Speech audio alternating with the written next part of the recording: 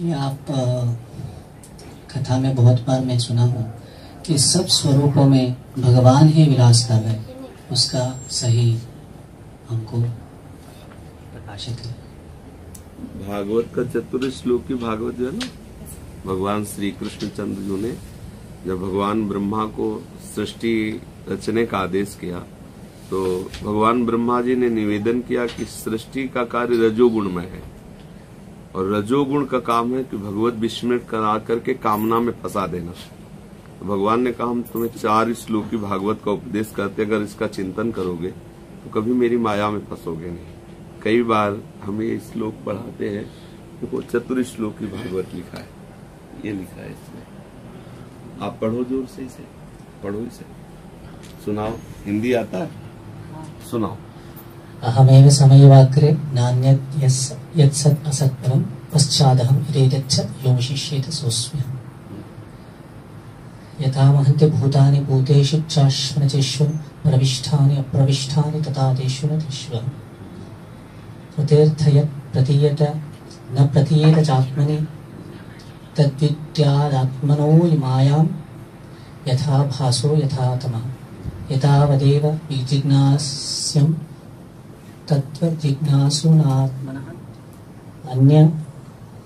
अन्वय व्यतिरेकाभ्यां यत् स्यात् सर्वत्र सर्वदा। इतना आप समझ लीजिए कि प्रभु के सिवा ना कुछ था, ना है, न रहेगा।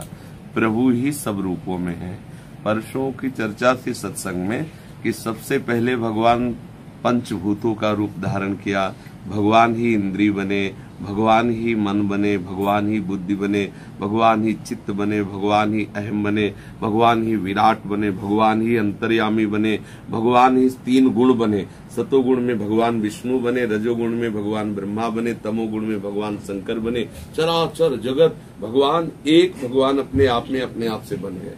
वही हमें पहचानना है। ये बात हम जान गए तो हम जीवन मुक्त हो जाएंगे। इसके पहचानने के लिए 2 बातें इसमें लिखी है, अन्वय और व्यतिरेक। कौन किसको बोल रहा है और नहीं है, इधर ध्यान दो, है और नहीं है। जो हमें दिखाई दे रहा है कि भगवान नहीं है, ऐसा दिमाग में लगता है ये भगवान नहीं है, तो उसे हटाते जाओ। मिथ्या, ये झूठा है, ये झूठा है, ये मिथ्या है। और जिसे लग रहा है ये भगवान है, उसे मानते चले जाओ। तो उस मान्यता में बढ़ाते चले जाओ। फिर धीरे धीरे धीरे धीरे विद्या विनय संपन्ने ब्राह्मणे गव्यस्तनी स्वनिचय सुपाके च पंडिता समदर्शिना। विद्या विनय संपन्न ब्राह्मण में, गाय में, हाथी में, कुत्ते में, चांडाल में, सब में जो एक भगवान को देखता है वही सच्चा ज्ञानी है। भगवान के श्रीमुख के वचन है, क्योंकि भगवान के सिवा कोई है नहीं। पर इस बात को जानने के लिए पहले हमें खूब भजन करना चाहिए। जब भजन करोगे ना तो यंत्र पवित्र होंगे जो अंदर है ना, फिर ये बात समझ में आएगी। अपवित्र मन को कैसे समझ में आएगी कि भगवान कहीं सांप हो सकते हैं, भगवान कहीं अमुक हो सकते हैं, ये दुष्ट कहीं भगवान हो सकता है, ये नीच हमसे ऐसी हरकत करता है भगवान हो सकता है। ये बातें बनी रहेंगी। जब तक हमें प्रभु के सिवा और कुछ दिखाई दे रहा है तब तक हमारी मन बुद्धि चित्तादि की वृत्तियां अशुद्ध हैं। उनको पहले हम भजन के द्वारा शुद्ध करें। जब नाम जप करेंगे, ठाकुर सेवा करेंगे और नाना प्रकार से जहां जहां वृत्ति जाती है वहां से लौटा कर भजन में लगाएंगे तो हमारी वृत्ति पवित्र हो जाएगी। जैसे जल निर्मल होता है ना तो ऐसे दिखाई देता है नीचे क्या है, गंदे जल में नहीं दिखाई देता। ऐसे ही गंदे अंतःकरण में ये बात समझ में नहीं आती कि सब रूप में भगवान है। पहले हम अंतःकरण पवित्र करें साधन आदि के द्वारा। जो ये सत्संग है, जो ये भगवान का नाम जप है, नाम कीर्तन है, उनकी कथा सुनना है, उनकी कथा सुनाना है, ये सब अंतःकरण को पवित्र करो। अंतःकरण पवित्र हुआ तो उसी अंतःकरण में दिखाई देगा एक मां सच्चिदानंद भगवान जो मेरे अंदर है वो चराचर जगत के अंदर। ये चराचर जगत है नहीं, भगवान ही है। पर वो गंदा अंतःकरण होने के कारण वो निर्मल मन जन सो मोहि पावा, मोहि कपट छल छिद्र न भावा। जो पे दुष्ट हृदय सोई होई, मोरे सन्मुख आवन सोई। जो दुष्ट आत्मा है वो प्रभु को नहीं समझ पाता है, मलिन अंतःकरण वाला भगवान को नहीं जान पाता। इसलिए साधन भजन में लगो और सबको ये मानकर प्रणाम करते रहो कि हमें दिखाई नहीं दे रहे लेकिन है हमारे प्रीतम ही। तो धीरे धीरे हमको अनुभव में आने लगे। बिल्कुल ये अभ्यास करने पर धीरे धीरे सत्य वस्तु प्रकाशित हो जाती है। देखो असत वृत्ति की जो हमारे अंदर धारणा बैठ गई है ना, उसकी सत्ता नहीं। प्रभु की धारणा ना भी बैठे तो उनकी सत्ता है। ना सतो विद्यते भाव, ना भाव विद्यते सता। जो सत सच्चिदानंद भगवान है, यदि हम इनकी धारणा ना करें तो क्या ये है नहीं, क्या ये तो है, लेकिन असत संसार की अगर धारणा ना करें तो नहीं है। देखो जब हम सो जाते हैं तो संसार रहता है क्या? सुसुप्ति में संसार नहीं रहता। सोचो जो सुसुप्ति में नहीं रहे तो सुसुप्ति में भगवान नहीं क्या है? मुर्दे में भी भगवान है नहीं? मुर्दे में भगवान, वेन के शरीर से भगवान पृथु का अवतार हुआ। कौन सा शरीर? मुर्दे शरीर से। पढ़ा भागवत में, सुना भागवत है? जब वेन का शरीर नाव में रखा हुआ था, तेल भरे नाव में, और मरा हुआ शरीर था, वेन मर गया था संतों के हुंकार से, फिर उसके शरीर का मंथन हुआ तो दाहिनी भुजा से भगवान पृथु और बाएं भुजा से अर्थी। मुर्दे में है भगवान ना, कोई ऐसा कण नहीं जहां भगवान न हो, कोई ऐसा नहीं जो भगवान न हो, सब रूपों में भगवान। जैसे ब्रह्मा जी का मोह हरण करने के लिए भगवान ही बछड़ा बन गए, भगवान ही सखा बन गए, भगवान ही वस्त्र बने, भगवान ही छड़ी बन गए, सब कुछ भगवान बन गए। ऐसे ही सारा चराचर जगत स्वयं वासुदेव बने हुए हैं, हम अज्ञान के कारण नहीं जान पा रहे। ठीक है ना? धीरे धीरे खूब नाम जप करो, ऐसी भावना करो। कोई समस्या नहीं? वो सही बात बोला आपने कि ये तो महाभागवत अवस्था में होता है, सर्वभूतेषु पश्चात् भगवत भाव। कोई महाभावत अभी इसी क्षण धारण करो, कब मरने के बाद धारण करोगे? हम धारण करें, साधन अवस्था में भी करना चाहिए, आप बोल रहे हैं। साधन अवस्था में ही यहीं से शुरुआत करो, तभी साधना बनेगी। नहीं अंधा बटे और पड़ा चबाए। अगर दूसरों के प्रति राग द्वेष रहेगा तो भगवान कपिल देव जी ने कहा है, जो एकांत में तो हमारे श्री विग्रह के अच्छे अच्छे पदार्थों से अर्चना वंदना करता है और बाहर आत्म स्वरूप में सब जीवों में विराजमान हो, मुझसे द्रोह करता है, द्वेष करता है, निंदा करता है, उसकी सारी पूजा ऐसी हो गई जैसे राख में किया हुआ हवन। तो साधना बनेगी तभी जब हम ये शुरुआत करें कि सी राम में सब जगत, ये सारा जगत चिद चिद लक्षणम सर्वम राधा कृष्ण में जगत। मुझे दिखाई नहीं दे रहा, लेकिन संत शास्त्र कहते हैं कि सब भगवान है। तो हमें गुस्सा आ रहा है, पर हम वहां भी प्रणाम करें कि हे प्रभु, आप इस रूप में मैं पहचान नहीं पा रहा हूँ। यहीं से साधना प्रारंभ होगी और यही गाढ़ अवस्था आ जाती तो सिद्ध हो जाता है। सिद्ध कोई आकाश से थोड़ी उतरता है, समझ में है ना? यही गाढ़ अवस्था हो गई, यही बात समझ में आ गई, बिल्कुल दृढ़ निष्ठा बन गई कि नहीं प्रभु ही है बस बात। तो वो बात हम आगे के लिए थोड़ी टालेंगे, आज ही अभी इसी क्षण अभ्यास शुरू करते हैं। अभी से बिगड़ी जन्म बने कि अब ही सुधरे, आज अभी हम आगे के लिए टालते। वो सिद्धावस्था कब आएगी? सिद्धा विषय भोगते रहो, विषय चिंतन करते रहो, अनंत जन्म बीत जाएंगे, कभी सिद्ध नहीं हो पाएंगे। आज से ही हम बिल्कुल फिट ब्रेक लगाना शुरू करते हैं। हम इस मार्ग में चलते, चलाना हरि का कार्य है, चलने का उत्साह उनके जनों के द्वारा मिल रहा है, चलना हमारा कार्य है। समझ में आया ना? उत्साह देंगे संत जन, चलाएंगे हरि, लेकिन पावर जो उन्होंने दिया है उससे अपने कदम लड़खड़ाते हुए ही सही बढ़ाना तो प्रारंभ करें, अनुभव करा देंगे, क्योंकि वो पकड़े हुए हैं हमें। हरि अपने जन की रक्षा करते हुए वही ज्ञान स्वरूप है, वही बोध स्वरूप है, वही आगे आपको अनुभव करा देंगे। हम आगे के लिए क्यों टाले? हम आज ही चाहेंगे, वो करवावे कभी, आज से ही हम ऐसा व्यवहार करेंगे। तो हो सकता है अभी मन में तुम सोचो, आगे निकलते ही हरि किसी ऐसे रूप में आ जाए कि बिना किसी कारण के तुम्हें धक्का मारे, दो थप्पड़ मारे। अब लगाओ भाव कि यही भगवान है। बहुत विचित्र लीला बिहारी है, बहुत विचित्र लीला बिहारी है।